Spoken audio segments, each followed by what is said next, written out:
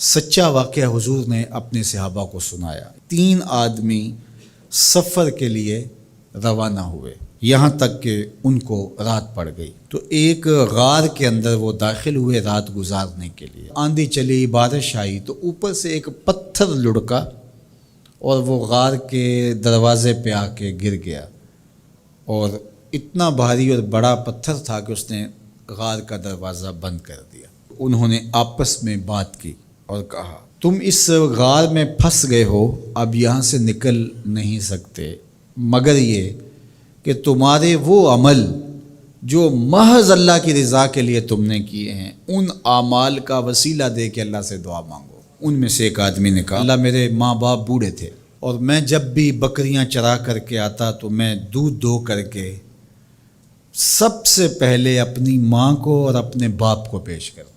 ایک دن میں سرسبز درختوں کی تلاش میں بکریاں لے کے کوئی چارہ، کوئی درختوں کی تلاش میں دور نکل گیا۔ میں جب واپس پلٹا دونوں سو چکے تھے۔ میں نے یہ مناسب نہ سمجھا کہ میں ان کو جگاؤں، بیدار کروں کہ اٹھو دودھ پی لے، لیکن اب سارا دن وہ بھوک سے تھے تو اچانک آنکھ کھلے اور بھوک کی شدت سے تڑپے تو میں وہاں سے ہٹ بھی نہیں سکا۔ تو کہتا ہے کہ میں بچوں کو نظر انداز کیا اور ماں باپ کے جاگنے پہ دھیان رکھا اور یوں ساری رات بیت گئی۔ میرے ماں باپ فجر کے وقت جب اٹھے وہ دودھ ان کو پیش کیا۔ اب یہ عمل پیش کر کے کہتا ہے، اے اللہ اگر یہ میں نے محض تیری رضا کے لیے کیا، تو جانتا ہے میرے دل کو، تو اس پتھر کو ہٹا دے۔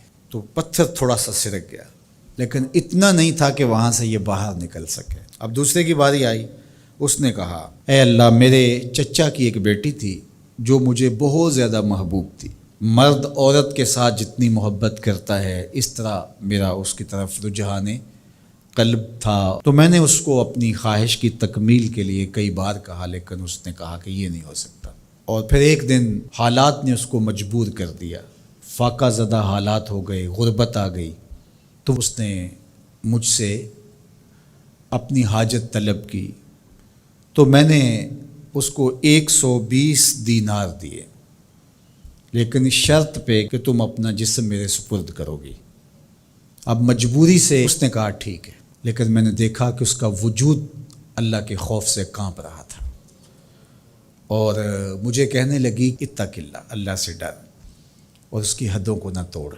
میری خواہشات تو پگلی تھیں، آرزوئیں تو بےتاب تھیں، اور میں اس کی قیمت بھی ادا کر چکا تھا، لیکن اس کا یہ جملہ کہ اللہ سے ڈر، تو میں نے تیرے سے ڈر کے اس کو چھوڑ دیا، اور جو اس کو میں نے 120 دینار دیے تھے وہ بھی اس کے پاس رہنے دیے۔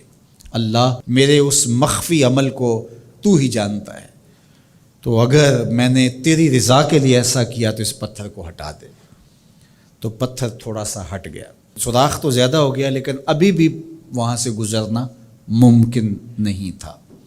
اب تیسرے نے کہا، اے اللہ میں مزدوروں سے کام لے رہا تھا اور ان کی مزدوری میں نے دے دی، ایک مزدور بتائے بغیر چلا گیا، تو میں نے کیا کیا کہ اس کے مزدوری کے پیسے کاروبار میں لگا دیے، کاروبار میں برکت ہوئی اور بہت زیادہ وہ کاروبار جو اس کی مزدوری سے شروع کیا گیا تھا پھیل گیا۔ تھوڑی سی مزدوری تھی لیکن کاروبار بہت پھیل گیا۔ اب میں اس کے اندر کچھ ایک آنا ٹگا نہیں لیا۔ ایک عرصے کے بعد وہ شخص آیا، اس نے کہا مجھے میری مزدوری دے۔ تو میں نے کہا یہ بکریاں، یہ بھیڑیں، یہ اونٹ، یہ غلام، یہ نوکر چاکر، یہ سب کچھ ہے، یہ تیری مزدوری ہے۔ تو اس نے کہا میرے ساتھ مذاق نہ کر، وہ میں تو مزدوری کے وہ چند جو لینے آیا ہوں اور آپ کہتے ہیں یہ سب کچھ تیرا ہے۔ تو اس نے ساری صورتحال بتائی، تو اس نے وہ ساری بکریاں، وہ سارے اونٹ، ساری گائے اور سارے غلام ہانکے اور چل دیا۔ کہا اے اللہ اگر یہ عمل میں نے تجھے راضی کرنے کے لیے کیا تھا تو پتھر کو ہٹا دے۔ تو حضور نے فرمایا وہ پتھر ہٹ گیا اور یہ چلتے ہوئے باہر آ گئے۔ جب اللہ کی رضا کے لیے کام کیے تو مشکلوں سے نکلنے کے راستے ملتے۔ ایک روایت میں آتا ہے جو آسانی کے وقت اللہ کو فراموش نہیں کرتا، اوکھے ویلے اللہ اس کو فراموش نہیں کرتا۔ ہم تو کسی مصیبت میں پھنسے تو چالاکیاں کرتے ہیں، کوئی چالاکی، کوئی مکر کہ اس سے نکلیں۔ تو مصیبت میں پھنسیں تو دعا کے لیے ہاتھ پھیلا لیں اور اچھے اعمال کا اللہ کی بارگاہ میں وسیلہ پیش کریں۔